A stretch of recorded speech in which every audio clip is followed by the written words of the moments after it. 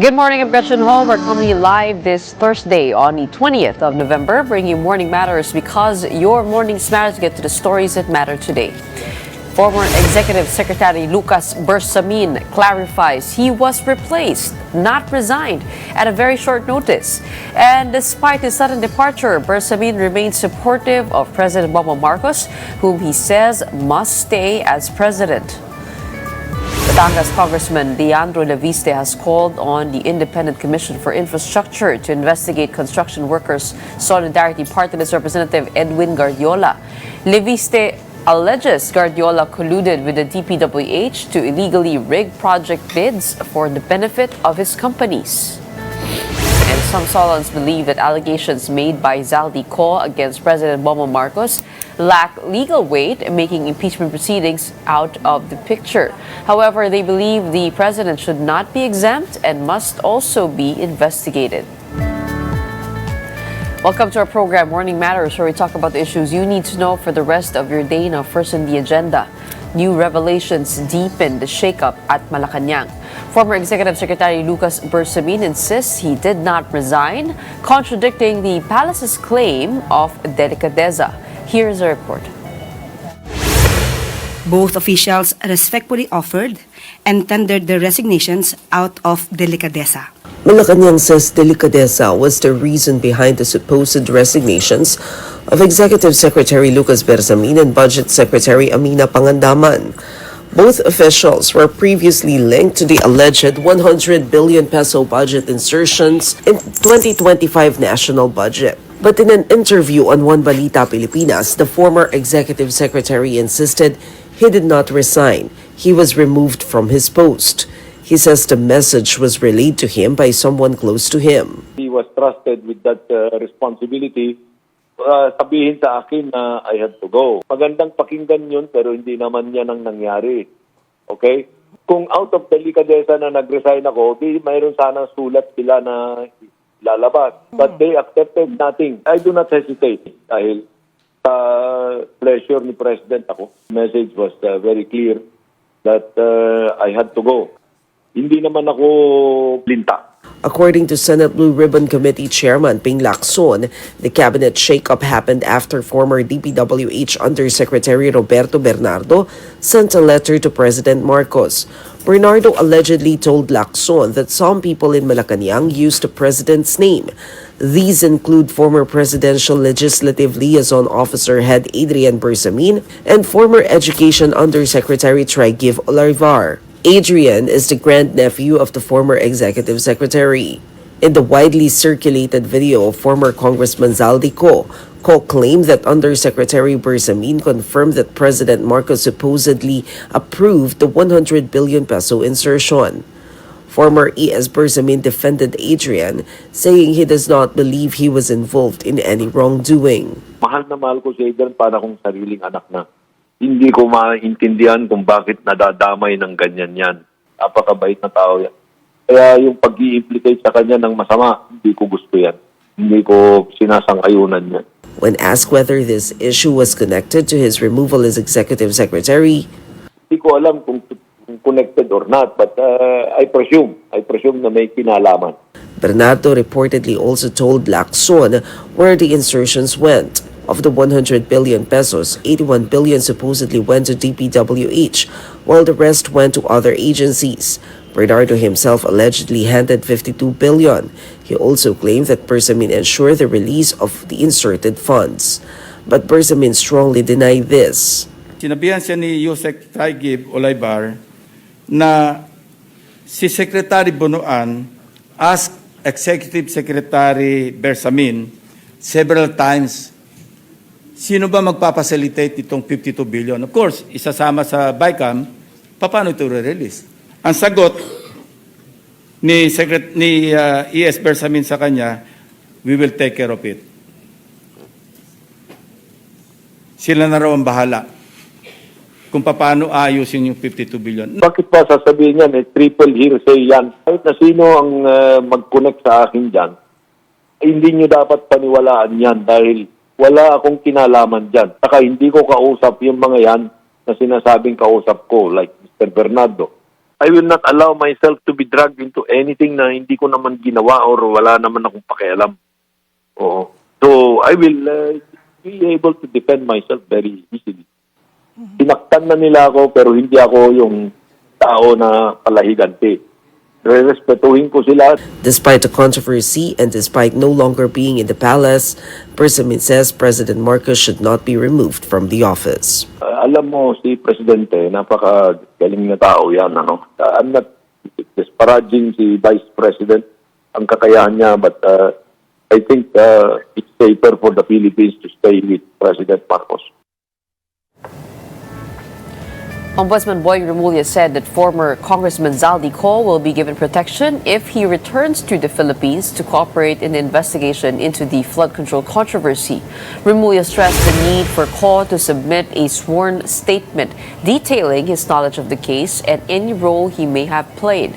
He added that in-person testimony is required for legal proceedings and cannot be replaced by statements made on social media. Co, who has been implicated in the flood control scam, has so far refused to return, citing threats to his life and his family. We can give him protection. Sabi pa gusto namin may mangyari kahit kanino. Ayaw namin mangyari yan. We do not want anybody to be gone. Siyempre sa amin, ibibintang yan kung ba nangyari. I need witnesses alive. Deputy Secretary Sonny Angara says he will not step down from his post despite being linked to an alleged kickback scheme. According to Angara, there is no basis for allegations that he received kickbacks from certain DPWH projects. The claims came from former DPWH Undersecretary Roberto Bernardo, who alleged that Angara received kickbacks when he was still chairman of the Senate Finance Committee, supposedly through his longtime aide, Trigiv Olaivar. Olaivar later became a DepEd Undersecretary, but Malacanang announced his resignation in the middle of the flood control scandal. Hindi siguro kasi hearsay lang yung nandun sa akin tapos wala pang specific accusation, di ba? Walang mention of any transaction or anything. So, parang kung sa korte yan, ibabasura yun, di ba? The Independent Commission for Infrastructure has asked the Department of Justice to place 17 more individuals on an immigration lookout bulletin order as part of its ongoing investigation into alleged irregularities in flood control projects. Here is the report. The Independent Commission for Infrastructure is reviewing the sworn statement of former DPWH Undersecretary Roberto Bernardo, who linked several former and sitting senators to alleged irregularities in the government's flood control projects. ICI Chairman Andres Reyes Jr. said that the new information requires a more thorough evaluation, which may delay the Commission's recommendations for possible case filings. We are evaluating everything because of the affidavit of Yusek Bernardo. So we're studying that. So we'll have a delay of maybe 10 days from last Friday. Hopefully we'll finish it. Reyes also expressed gratitude to the Ombudsman for its swift action in filing cases before the Sandigan Bayan. Among those charged are former Ako Bicol Representative Zaldi Co, officials from DPWH Mimaropa, and directors of SunWest Corporation. Reyes added that more names are expected to surface as the investigation continues. Expect more names to come out and more filings to follow. We will continue to work hard for the Filipino people. He declined, however, to comment on Zaldico's allegation linking President Bongbong Marcos and former House Speaker Martin Romualdez to supposed budget insertions. In another development, the ICI has asked the Justice Department to issue an immigration lookout bulletin order for 17 more individuals allegedly linked to the flood control mess. In a letter to Acting Justice Secretary Frederick Vida, Reyes said the request is connected to criminal cases that the Ombudsman filed at the Sandigan Bayan. The list includes regional directors, division chiefs, bids and awards committee members, and top officers of SunWest Incorporation. Meanwhile, Batangas 1st District Representative Leandro Leviste told the big story that DPWH Undersecretary Maria Catalina Cabral gave him a list of projects allegedly tied to companies linked to Construction Workers Solidarity Party List Representative Edwin Guardiola. With these documents, he urged the ICI to expand its probe beyond ghost projects and include budget insertions. Congressman Edwin Guardiola and companies linked to him are counted by the ICI, based on my discussions with them, as the largest contractor in Congress now, larger than Vizcaya, and second only to Zaldico. Leviste further claimed that several lawmakers have encountered situations where Guardiola allegedly offered projects in their districts in exchange for so-called parking fees. If you were to privately ask many members of Congress, they will also share the same experience that Congressman Guardiola is quite sociable and quite proactively offers to download funds into people's districts. And coming right up, despite explosive allegations circulating online, the House Minority Bloc finds insufficient grounds at this time to initiate impeachment proceedings against President Marcos. Kamanggagawa Party List Representative Eli San Fernando joins us right on the show next. Keep it here on One News.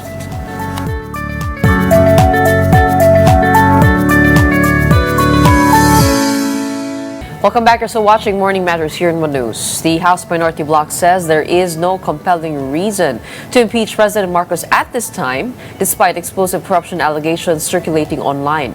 Former lawmaker Zaldico earlier claimed that the president received billions of kickback from alleged budget insertions in the 2025 budget. But lawmakers say his statements carry no legal weight unless made under oath. Now, instead, minority members, including Kamanggagawa Representative Eli San Fernando, urged Ko to return to the country and formalize his claims, while the National Unity Party questioned Ko's credibility, noting he has made accusations only from abroad. And joining us now to weigh in on this, we have Kamanggagawa Party List Representative Eli San Fernando. Good morning, Congressman. Welcome to the program. Morning, Ms. Gretchen. Maraming salamat sa pag-imbita uli sa inyong programa. Okay. Una-una, no, tama ba that the House Minority Bloc finds no compelling reason yet to initiate an impeachment complaint against the President despite the claims of Zaldico? Yung binabanggit kasi namin, may espasyo, may puwang doon sa statement ni resigned Representative Zaldico. Pero ang problema, wala siyang legal weight. So kaya ang sinasabi namin ay bumalik siya sa Pilipinas, panumpaan niya yung binabanggit niya, nang sa gayon magkaroon ng legal weight, magkaroon ng legal bearing. Ang problema kasi ngayon pinost niya lang sa social media. So hindi siya admissible before the courts or any investigative bodies. So what we are saying is, yung binanggit ni former Representative Zaldico, importante yan. Importante yan. At pinatutunayan lang yan yung posisyon namin sa minorya na magkaroon ng investigasyon across all levels of bureaucracy, including the President. Now, because of presidential immunity, the only way that you can investigate or make the President accountable is through impeachment. So yan yung binabanggit namin. Okay, but for you, listening to the video statements, meron pa 3 part yun, do the accusations line up? Pag pinakinggan mo, ano yung, what was on your mind when you were hearing what he was saying at yung kwento na ilatag niya? Kaya binabanggit ko rin na may espasyo dun sa sinasabi ni former Representative Zaldico kasi remember he was the former Appropriations Committee Chair. Hindi basta-basta pwedeng isantabi yung mga allegations ni Zaldico. Kaya kami rin ay nananawagan na dapat magkaroon ng investigasyon at maitalang si Pangulong Bongbong Marcos kasi matagal na namin sinasabi imposibleng walang hand ang Pangulo. At kailangan masuri o maimbestigahan ano yung exactly naging role niya dito sa usapin ng flood control scandal. Remember, the President has repeatedly said they have reviewed, they have inutay-utay nila, tinilad-tilad nila yung budget before signing it into law. Pagkapirma, ito sumambulat agad sa atin, 2025, sumambulat yung kaliwat kanan ng mga anomalous and ghost projects. And remember, yung DBM, nasa executive yan. So lahat ng mga paggalaw, mga insertions and diversions, the DBM knows it. So imposibleng sabihin ng executive, walang alam ang ehekutibo, walang alam ang palasyo. So kaya kailangan nating malaman ano specific yung naging role, naging gampanin ng Office of the President dito sa iskandalo na kinakaharap natin. At magkakaroon lang ng light dyan sa usapin na yan kapag nagkaroon ng investigasyon, kabilang na definitely yung Office of the President. O yun nga rin yung gusto kong tanungin, ano? Paano kaya naging posible yun na billions got siphoned or goes around the budget process without the president knowing? I mean, this is involving people in his backyard. Kasama na dyan si E.S. Bersamin, ang kamag-anak ni E.S. Bersamin na si Adrian Bersamin, grandson ba o grandnephew. Kasama na dyan si DBM Secretary Pangandaman. Anong tingin niyo dito? No? I mean, with the involvement of the president at yung closest to him is being linked to the flood control scandal. Alam mo, Ms. Gretchen, I talked to former Secretary, DBM Secretary Butch Abad. Na-meet ko siya sa isang activity. At binabanggit niya, miski piso o 5, alam yan ng DBM kapag gumalaw yan. What more kapag billion o hundreds of billions of pesos ang pinag-uusapan. So nalalaman yan ng DBM. At syempre, ang DBM, nag-a-act yan upon the directive of the President. Remember, alter ego nga ng Presidente ang DBM Secretary. So lahat dumadaan yan sa Office of the President for approval. Syempre, titignan niya ng Pangulo, nararapat bang gawin yan or what not. Tapos ito, yung statement nga na nasangkot na si former ES Lucas Bersamin at yung mga nakapaligid sa kanya. Yan yung binabanggit natin, pinatutunayan lang yan na yung usapin ng korupsyon nadadamay na hanggang yung pinakamataas na posisyon sa ating bansa, all levels of bureaucracy. Malacanang, Senate, House of Representatives, even nga the constitutional commissions like COA. Diba? Nadamay na o nasangkot na dito sa usapin ng korupsyon. So all levels of bureaucracy, including the constitutional commissions, nasangkot, so compromised. All the more na dapat magkaroon ng investigasyon. Yung binabanggit namin na magkaroon ng investigasyon, tunay na independent investigation. The problem is, the Independent Commission for Infrastructure, whether we like it or not, ang pananaw ng mga tao dyan, compromised na yung credibilidad because the President created the ICI through executive order. Now, how can we expect the Independent Commission for Infrastructure to investigate yung opisina na nag-create sa kanya? So, kaya connected dito sa panawagan for investigation, we are calling na maisabatas na in the soonest possible time yung ICI bill so that the ICI can have power of its own, staffing of its own, funding of its own. Nag-ooperate at nag-exist siya truly independent from the office of the President.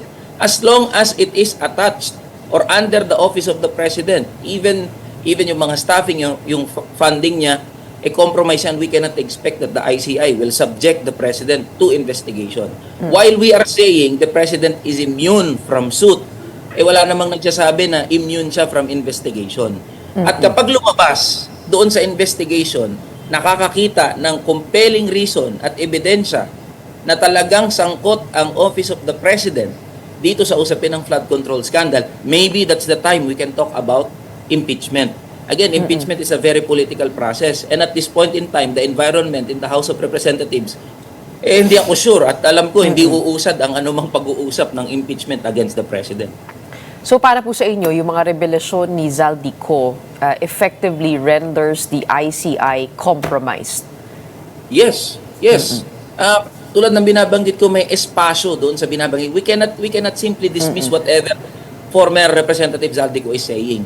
may weight yan. Ngayon gusto lang natin mapatibay yung binabanggit niya. And how can we do that?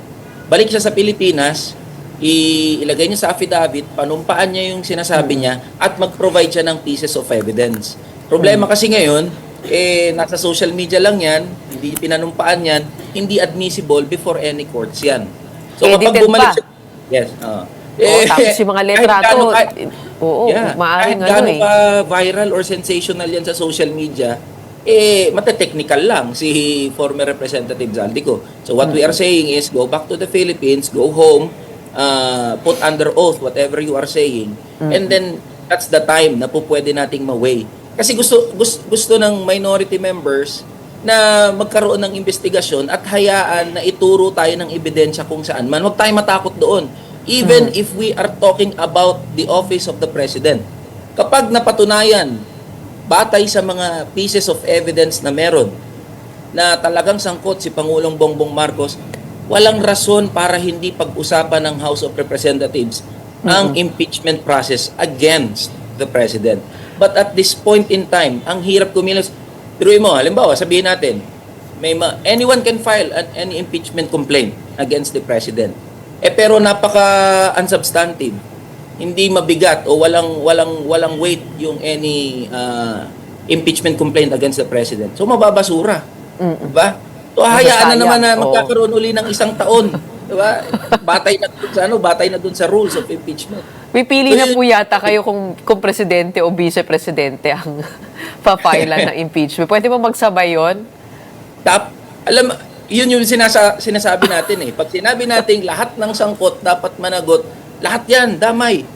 From the office of the President to the office of the Vice President hanggang sa Senate, House of Representatives, and all involved. So, hindi dapat tayo mamili diyan. Kaya yan yung exactly pinatutungkulan natin. When we say lahat ng sangkot dapat managot, kung meron silang mga issue na kinakaharap at tinuturo ng ebidensya na dapat silang maging accountable, matapang pero natin hindi ba isang impeachment complaint lang ang maaaring umusad? So paano? You will end up having to choose. Yes. Kaya ngayon yung binabanggit ko eh. The impeachment process is a political process. So, tingnan natin kung paano gugulong yan sa House of Representatives. Medyo mahirap po yan, ano? Okay, we talked about the ICI ngayon naman, yung Senate Blue Ribbon Committee. Si Senator Ping Lacson, ang chairman nito, ay sinabi na PBBM getting 25 billion out of the 100 billion insertions was absolutely untrue. Don't you think that's a premature judgment on the part of the senator na sinabi niya yun? Yes. Kaya nga sila nagkakaroon ng hearing eh, to find out what is true, what is not true. Ang problema, kapag may ganun ng binanggit si Senator Ping Lacson, and he is the chair of the Senate Blue Ribbon Committee, medyo problematic yun. Ang sinasabi natin, hayaan natin ang mga ebidensya na ituro tayo kung kanino man. Our responsibility as lawmakers, may it be senator or a member of the House of Representatives, ay gawin yung mandato natin magsilbi na checks and balance. So, medyo problematic kapag sinabi ng chairperson of the Senate Blue Ribbon Committee na absolutely untrue. Paano kapag lumabas? Talagang may malakas na rason o malakas na ebidensya na itinuturo yung hand mismo ni Presidenteng Bongbong Marcos dito sa pinag-uusapan natin. So ano mangyayari sa credibilidad ni Senator Ping Lacson? And what more about the credibility of the Senate Blue Ribbon Committee? Kaya may we ask the good senator, I know the good senator is doing his job at maganda naman ang kanyang intention to refrain from making such statements. Hayaan natin muna ang mga ebidensya na ituro tayo kung kanino man. At sa ngayon, sa pinag-uusapan natin, wala tayong pwedeng sabihin na hindi sangkot. Compromise nga all levels of bureaucracy. This is a political crisis. Diba? Lahat ng opisina. Sa popular thinking ng mga tao, kanino na tayo magsusumbong? Sino na magpapanagot? From Malacanang up to all offices.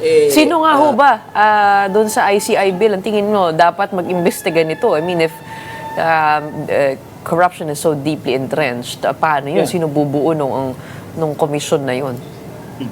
dun sa ICI bills na meron tayo, bubuuin yan syempre ng 5 members.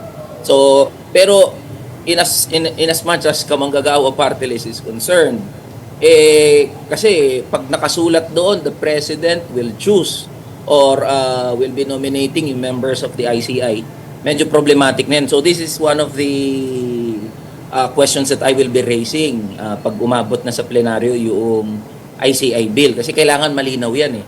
For us, dapat hindi presidente ang maglalagay ng tao dyan. Hindi rin dapat kung sino man sa both houses of Congress. Kung kinakailangan na magkaroon ng popular election para buuhin yung investigative body na yan, so be it. Hayaan natin ang mga tao mismo ang pumili ng mag-iimbestiga. Now, is it possible, logistically possible? Pag-uusapan natin yan yung political will. Diba? Kung gusto talaga natin ng truly independent, truly talagang nagsasarili na komisyon, hayaan natin ang mamamayan, ang mga ordinaryong Pilipino ang pumili ng mga mag-iimbestiga sa lahat ng levels ng bureaucracy. Pero again, sasabihin ng mga kasama, mga kabaroko at mga nasa gobyerno, mukhang imposible yan, walang funding. So yung proseso, paano pag-uusapan yan? So kaya kailangan mapag-usapan yan at matilad-tilad yan, mautay-utay yan sa House of Representatives, and for sure, I will be raising these questions sa plenaryo. Mukhang may mga proposal na noon na yung Independent People's Commission, I think that's a bill over at the Senate, to be comprised of even mga civilians, no? Tapos iba-ibang mga body, siguro mga abogado at iba pa. I guess we need alternatives for that, no? But certainly, you're right in calling this a political crisis dahil hindi na sigurado ang taong bayan sa napupunta. Oo, no.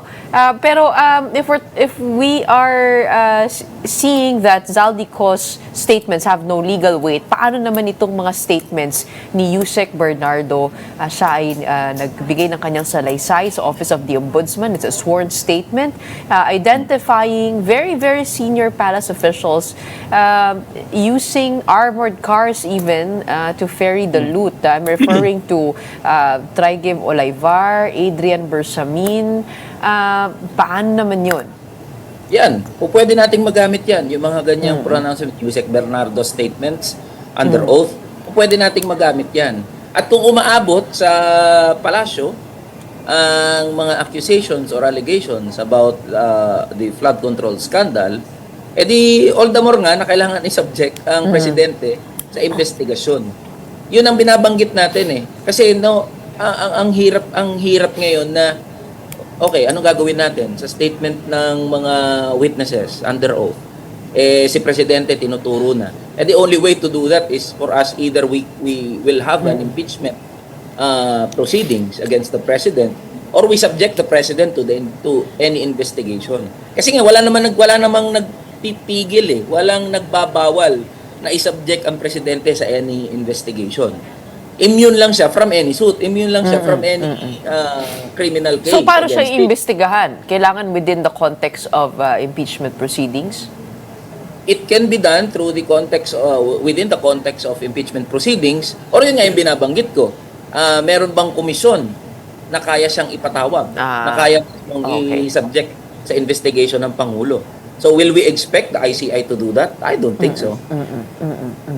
Okay.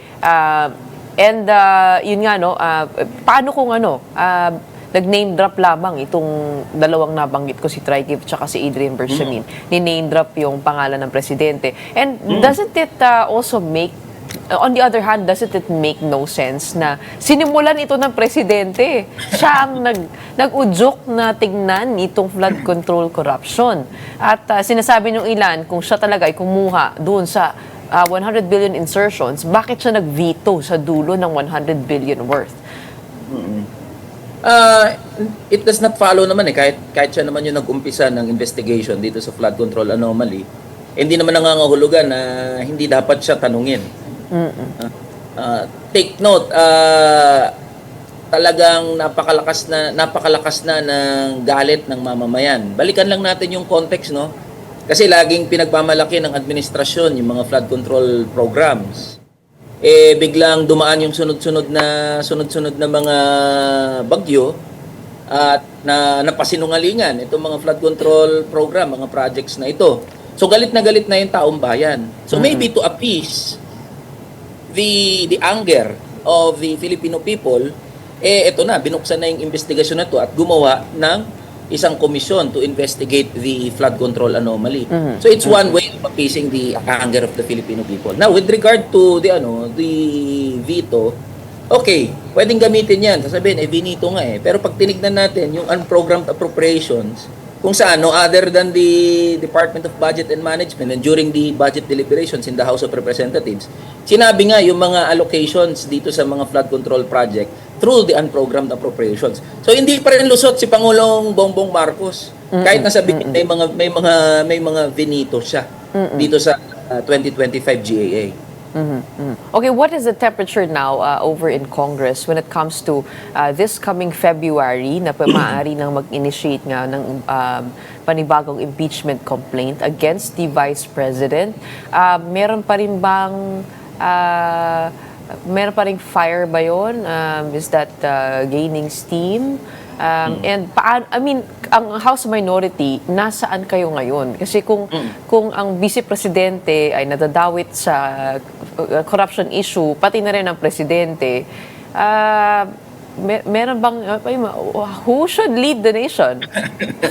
Yeah. Ang ganda ng tanong mo, Miss Gretchen, no? Kasi political crisis kahit kami, tanong din yan eh. Pero sa minority, Miss Gretchen, kasi, halimbawa, Akbayan, talagang isa sila sa mga actively nagpupush ng impeachment complaint against the Vice President. So talagang ipupush pa rin nila yan. Even some of our colleagues in the minority. Ngayon, sa temperature patungkol sa any impeachment proceedings against anyone, I think hindi ganon very worry ang House members sa anumang mga pag-uusap ng impeachment proceedings. Take note, napakababa ng trust rating sa institusyon as a whole. So ayaw naman ng mga House members na gumawa ng kahit ano na makukompromiso yung kanilang mga image o kanilang mga posisyon. So kaya very worry yung mga House members sa pag-uusap tungkol diyan. But for us in the minority, gusto namin magkaroon ng investigasyon, gusto namin umusad tong mga kaso na to. It's just a matter of kung magpa-prioritize tayo, edi pag-usapan subject sa plenary action and plenary debate. Paano nga naman mag-initiate ng impeachment proceedings on corruption ang Kongreso na nababalot din? Exactly. Dito sa mga issue na ito ng corruption, Okay, and speaking of transparency and gaining back the trust, nag-release na ng SALN ang Pangulo, ang Vice Presidente, pati na rin ang Senado. Diyan sa House, meron na bang tumatakbong resolusyon? Kasi nung huli naming nakausap si Congressman Terry Ridon, ang sabi niya, ayaw daw niya mag-release nung kanya dahil baka daw magamit na rason na kapag nag-release na, may pauna na, baka hindi na mag-file na resolution for all to release their SALN. So anong update doon? You don't need a resolution for the House members to release their SALN. Nakasulat na sa batas yan na responsibilidad ng mga public officials mula sa pinakasimple hanggang pinakamataas na posisyon na i-release yung kanilang statement of assets, liabilities, and net worth. You don't need a resolution for that. And in fact, meron ng guidelines. Wala pa lang akong copy ng guidelines patungkol doon sa House na magre-release ng SALN ng mga House members. Pero they can do that. In as far as my knowledge is concerned, hindi ko alam kung may nadagdag na doon sa mga currently nag-release na ng SALN ng mga House members. Buti pa sa Senado nag-release na sila lahat. Sana all, pati sana sa House of Representatives. That is my appeal to my colleagues in the House of Representatives. Well, it is their prerogative naman if they will release the SALN. But anyone can ask for their copies of SALN in accordance with the pronouncements of the Ombudsman and in accordance with the rules governing the release of SALN. So anyone can just go to the Office of the Secretary General of the House of Representatives to ask for SALN ng House members. Oh, nasasaklaw ba ang Kongreso ng Office of the Ombudsman? I mean, doon hihingin yung mga SALN ng... Well, siya ang ine-expect na maging custodian ng mga SALN. But if people would like to see the SALN of House members, they can go to the House because the Secretary General has the copies of the SALN and other pertinent documents ng mga House members. So kung ayaw nila sa Ombudsman, punta sila sa Secretary General ng House. Alam ko kasi yung Secretary General yun kaya iba siyang kumbaga parang custodian. There are reports that House Speaker Boji D might be replaced by Congressman Ronaldo Puno. What are you hearing on this? Honestly, Miss Gretchen, nagulat na lang din kami ng minority members Kasi bigla na lang lumabas yung usapin na yan. So, we don't know. So, and again, leadership change in the House of Representatives is a majority problem. For me, whoever the speaker is, susukatin naman natin siya batay doon sa kanyang commitment at kanyang aksyon doon sa mga bills or legislative agenda na makikinabang ang mga ordinaryong Pilipino at mga manggagawa. Whoever the speaker is, wala akong problema. Again, that's a majority problem. Ako magiging minority pa rin ako. I will continue to fiscalize and push for labor-related legislative agenda. Pero doon sa alingas-ngas, umiikot yung alingas-ngas na yan na may pagpapalit, posibleng mapalitan si Speaker Boji D. Pero kami na caught off guard dyan. Ay, meron palang nag-uusap-usap na palitan ang speaker. Oh, okay. Bilang panghulero, nasa ng Kamanggagawa party list? Will your party list and will you be there in the November 30 rallies? At nasaan kayo noong November 16 to 18? 16 to 17? Oo. Very consistent naman kasi ang Kamanggagawa. Lahat ng pagkilos ng mga tao, pag gusto nila na kumilos and call for accountability, susuportahan namin yan.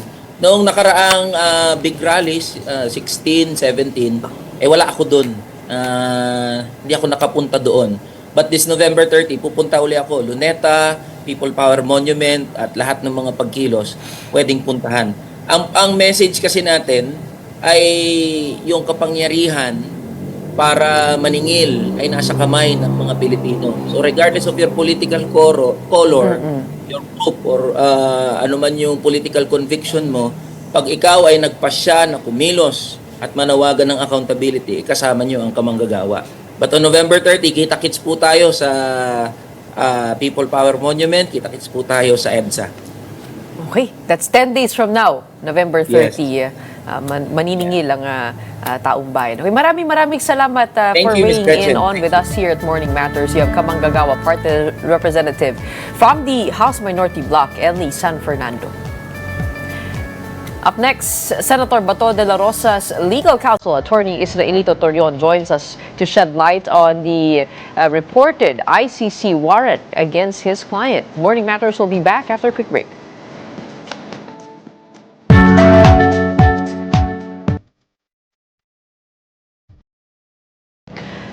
Good morning, Gretchen. On here at Morning Matters, we talk about the most pressing issues and give you the context behind the headlines.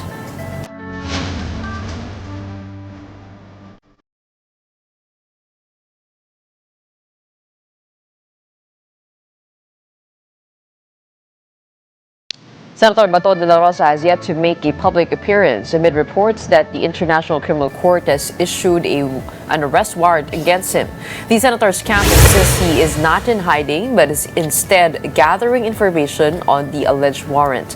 On Tuesday, the Supreme Court denied de la Rosa's motion to compel Ombudsman Boying Remulla to produce the ICC warrant.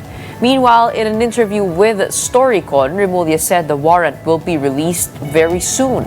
He added that he has already seen it, but is waiting for the official transmission of documents. Joining us now on the show, we have Attorney Israelito Torion, counsel of Senator Bato de la Rosa. Magandang umaga po, Attorney. Hi. Good morning. There you go. Looks like that's better.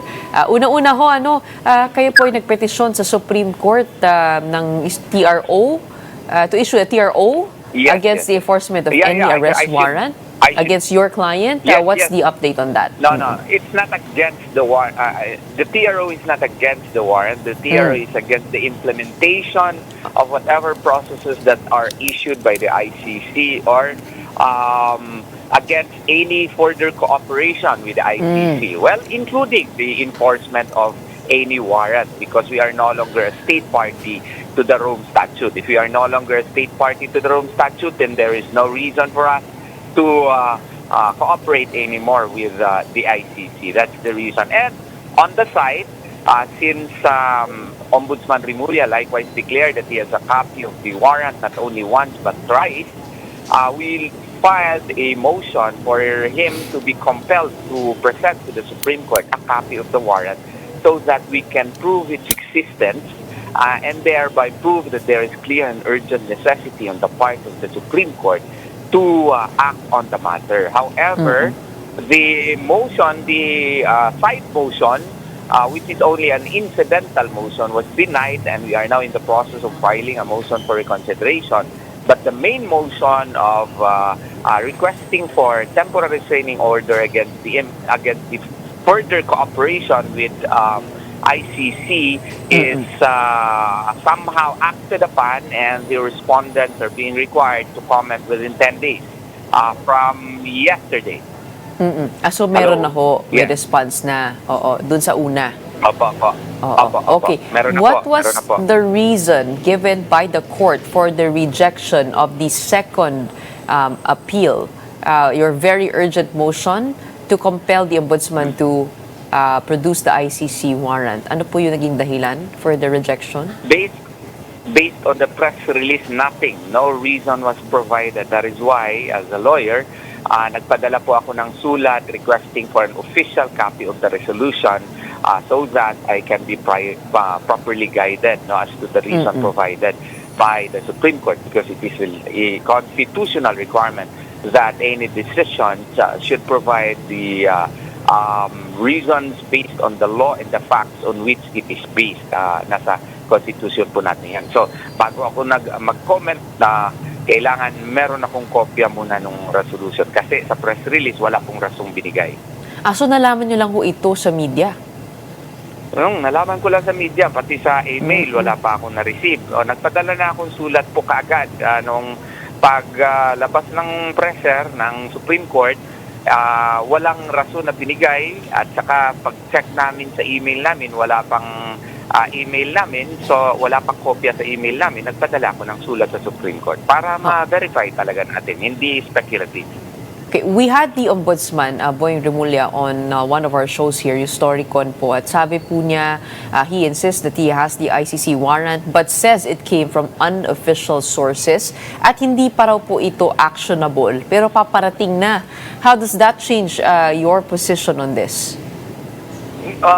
It reinforces my stand because he stood on his statement not only once but thrice per my record. So, being the Ombudsman, one of the highest official of the land under Article 11 of the 1987 Constitution, is supposed to be the protector of the people, then there is a presumption na totoo yung sinabi niya, at saka kailangan namin yun kasi kaso namin yun yun ang mag-prove na nandyan na talaga ang warrant. So kung nandyan na yung warrant, dapat i-require siya na i-presenta para ma-explain po sino ang nagbigay sa kanya nito, kailan binigay, at under whose authority ang tao na nagbigay sa kanya, kasi confidential document siya, ang lakas-lakas naman niya, meron siyang kopya, at saka sa lahat ng mga officials na gobyerno, siya lang ang may kopya, so kailangan ipa-explain yun sa kanya at ipa-produce sa kanya. Hindi ba ho maganda yun dahil may paunang warning na ho sa inyong kliyente? Regardless of maganda o hindi, ang kinakailangan ay maging totoo tayo. Officer siya ng korte, abogado pa rin siya. So dapat sana, kung meron siya, presenta niya sa Korte Suprema. Kasi kung meron na, unofficial o hindi, actionable document na yun. Kasi paano siya nagkaroon ng kopya nun?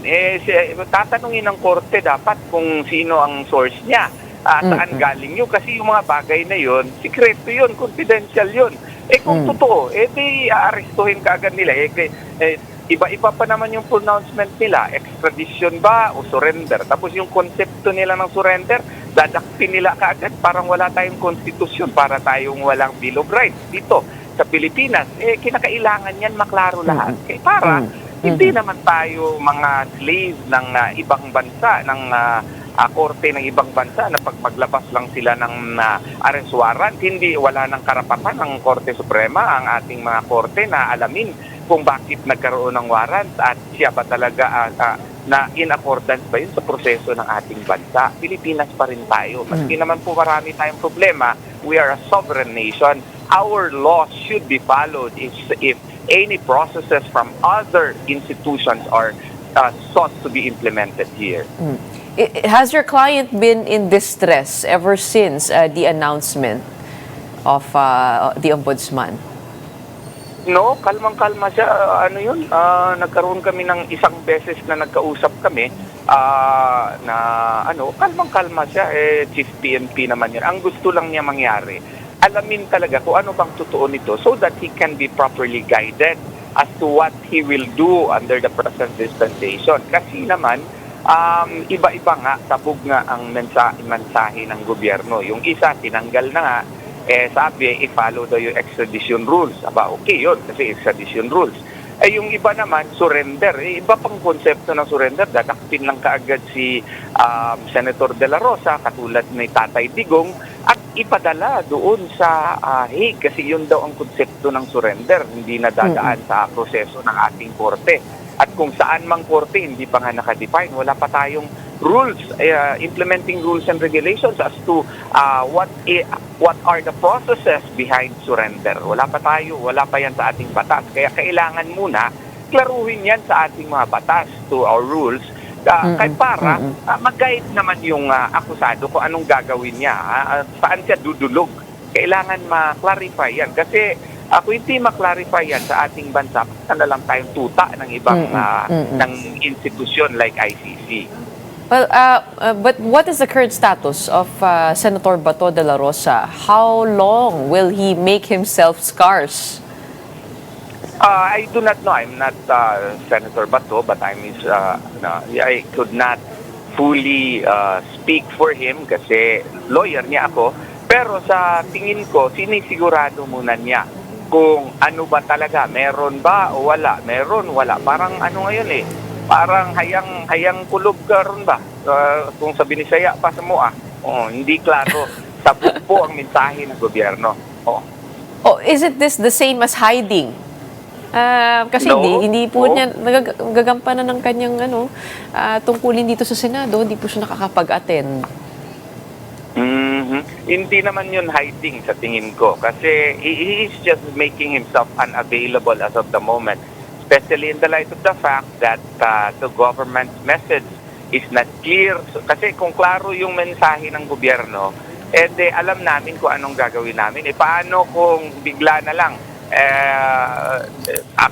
hindi ako nagsasabi nagtatago siya. Paano kung sisipot siya doon sa Senado? Nandito na pala 30 seconds ago yung warrant of arrest. Pagkatapos ng sesyon mo, takpin ka na namin. Wala pang rules kung ano yung surrender, di ba? Ang kanilang konsepto ng surrender, takpin ka na lang agad. Wala ng Bill of Rights, wala ng Article 3, Section 1 that no person shall be deprived of life, liberty, or law without due process of law. Pilipinas ito, ang lahat naman ng mga akusado dito, merong warrant of arrest issued by a Philippine court. Hindi naman yun Philippine court, ICC yun. Dapat sana magkaroon tayo ng klarong proseso kung paano gagawin yung surrender aspect doon sa ating Section 17 of RA 9851. Gagawin natin yun para malaman ng akusado o ng tao kung anong mga karapatan niya. Hindi po pwede na diretso lang na dakpin at i-deliver kaagad doon sa ICC. Although, attorney, the ICC has released a new policy on arrest warrants dating or starting November 10 of 2025, very recent, saying that all applications for arrest warrants and summonses be filed confidentially either under seal or secret. So, ibig sabihin po, hindi po nila i-announce na may arrest warrant nga po that's out for yung mga nililitis po nila. What kind of clarity is the I know senator that. waiting for him to come out again? I know that, and but we have a problem that the ombudsman himself declared that he already has a copy. So since he already has a copy and his pronouncements have the presumption of regularity of performance of duty, hindi naman niya duty yun. Bakit naman nasabi niya yun? Gusto namin malaman paano siya nagkaroon ng ganong warrant at saka sinong nagbigay sa kanya at para naman ma-prove namin na maski merong rules yung ICC rules, meron na palang kopya, kailangan na mag-act yung Supreme Court at tingin namin most respectfully kasi ang rights ni Senator De La Rosa is now in danger. There is a clear and urgent necessity for the Supreme Court because otherwise grave and irreparable injury will befall upon him if the Supreme Court would not act. Kaya gusto sana namin ipapresenta yun. Nag-file na po ba ng leave si Senator Bato de la Rosa sa Senate? Ayan, I have to clarify kung nag-file siya ng leave. I'm sure his staff did that already, but I will verify. No, that's a very good question. I was not able to ask him that. I will make steps to or do steps in order to verify that. But given the circumstances, indefinite pa po kung gaano katagal po na hindi po natin makikita si Senator physically. Well, actually, the ball lies with the government. The government has to clarify as to whether or not the process that will be undertaken will be extradition or surrender. If it is surrender, then clear rules should be provided. Huwag naman sana nila ibalik kay Senator De La Rosa yung kanilang obligasyon. Obligasyon po ng Republika ng Pilipinas, ng gobyerno. Klaruhin kung ano ba talaga ang modality ng pagdala sa kanya, kung dadalahin ba talaga siya sa Netherlands.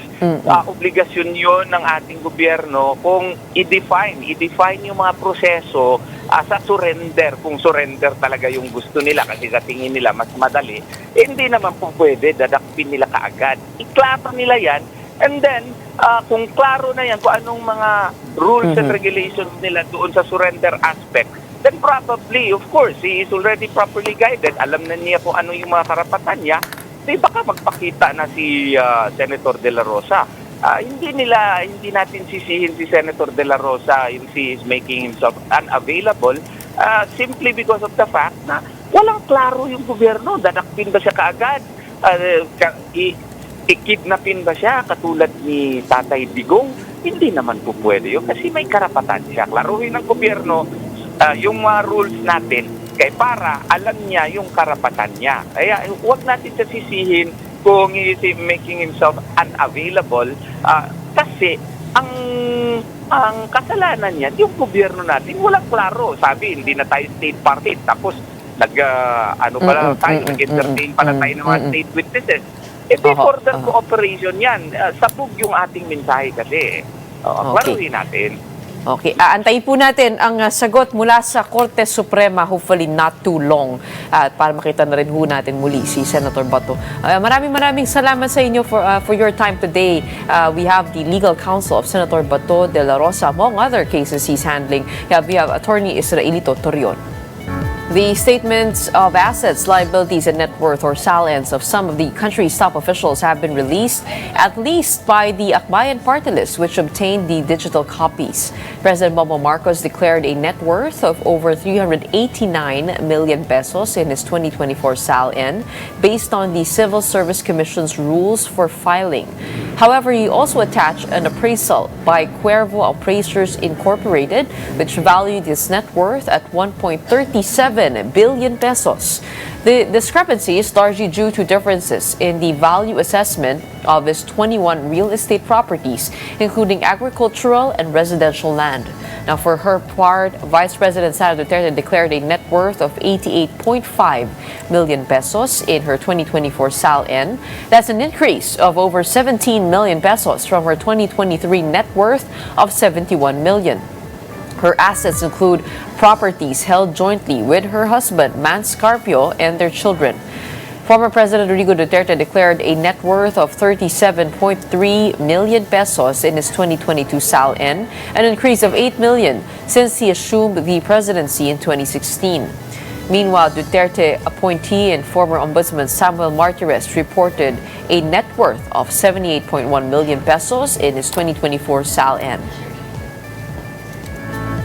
And that wraps up today's episode of Morning Matters. We hope we've given you the right start to your morning. Let's go ahead and make the day matter. My name is Gretchen Noel. Kapatid, we are One News, all sides, all the time.